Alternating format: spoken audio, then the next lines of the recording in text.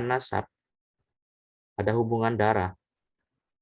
Kalau tidak ada hubungan darah, ya tidak bisa menjadi ahli waris. Anak angkat ya tidak bisa menjadi ahli waris. Kemudian sebab pernikahan.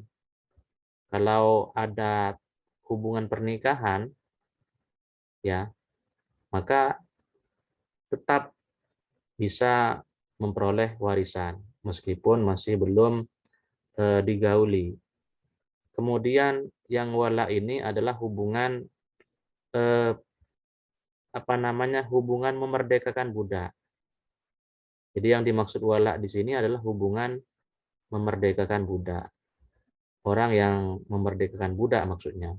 Jadi karena sebab memerdekakan budak maka dapat menjadi sebab memperoleh warisan. Nah, seperti itu. Kemudian berikutnya adalah mani. Mani ini adalah sesuatu yang menghalangi seseorang untuk mendapatkan harta warisan. Jadi meskipun terdaftar sebagai ahli waris, kalau misalnya mempunyai salah satu dari tiganya ini, maka tidak bisa mendapatkan warisan. Apa? Yang pertama adalah pembunuhan. Jadi kalau misalnya melakukan pembunuhan, maka jelas tidak bisa mendapatkan warisan. Kemudian yang kedua adalah perbudakan, status sebagai budak. Jadi juga ini menghalangi seseorang untuk mendapatkan warisan. Kemudian yang ketiga adalah perbedaan agama. Perbedaan agama antara ahli waris dengan orang yang mewariskan. Jadi adanya perbedaan agama itu menjadi penghalang untuk mendapatkan warisan. Nah, seperti itu. Nah, kemudian berikutnya, siapa ahli waris? Jadi kita tadi berbicara tentang rukun mewariskan itu harus ada ahli waris. Kalau orang yang mewariskan itu jelas adalah orang yang meninggal. Nah, seperti itu. Nah, sekarang ahli warisnya itu siapa yang bisa menjadi ahli waris? Nah, ini yang paling perlu untuk kita pahami sebelum masuk kepada pembagian harta warisan. Ahli waris ini harus kita pahami. Ahli waris itu dari laki-laki dan perempuan. Dari laki-laki itu ada 15 orang dan dari perempuan itu ada 10. Siapa saja ahli waris laki-laki? Yang pertama itu jelas adalah anak laki-laki. Ya, anak laki-laki. Kemudian berikutnya adalah cucu laki-laki dari anak laki-laki. Ibnu Ibnin ya, cucu laki-laki dari anak laki-laki. Pancer laki-laki. Meskipun terus ke bawah ya, sampai kepada keturunannya dengan catatan harus dari garis laki-laki semua. Kemudian yang ketiga adalah bapak, abun ya. Bapak juga berhak mendapatkan warisan sebagai ahli waris. Kemudian yang keempat adalah jaddun, kakek dari bapak. Jadi yang perlu dipahami di sini adalah kakek dari bapak ya. Dan meskipun terus ke atas.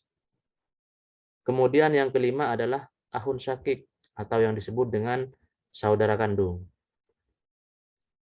Kemudian yang keenam adalah ahun liabin, saudara sebapak. Ya, saudara sebapak. Jadi bapaknya satu, ibunya dua. Punya hubungan saudara karena satu bapak. Nah, seperti itu. Kemudian yang ketujuh adalah ahun liumin, saudara seibu. Ini ibunya yang satu, bapaknya dua. Maksudnya eh, punya hubungan saudara karena ibunya sama. Nah, seperti itu. Kemudian yang kedelapan adalah ibnu ahin syakik, anak laki-laki dari saudara kandung. Ponakan laki-laki dari saudara kandung. Ya. Kemudian ibnu ahin liabin adalah anak laki-laki dari saudara sebapak. Ponakan laki-laki dari saudara sebapak. Kemudian yang ke-10 adalah amun syakik, paman kandung. Yang ke-11 adalah amun liabin, paman sebapak. Yang ke-12 adalah anak laki-laki dari paman sekandung, ibnu amin syakik, atau dalam istilahnya kita ini adalah sepupu ya. Anak laki-laki dari paman sekandung, berarti sepupu.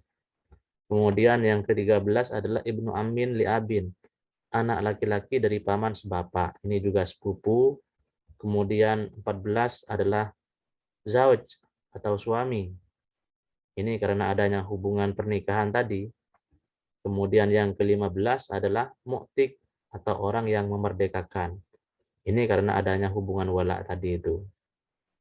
Nah, kemudian dari ahli waris perempuan ini ada 10. Pertama yang bisa menjadi ahli waris adalah bintun, anak perempuan. Kemudian yang kedua adalah bintubnin. Bintubnin adalah cucu perempuan dari anak laki-laki. Jadi cucu perempuan dari anak laki-laki itu tergolong ahli waris. Dengan catatan dari pancar laki-laki. Jadi terus ke bawah masih bisa menjadi ahli waris. Dengan catatan melewati garis laki-laki semua. Nah, kemudian umun ini adalah ibu ya. Kemudian jaddatun li ummin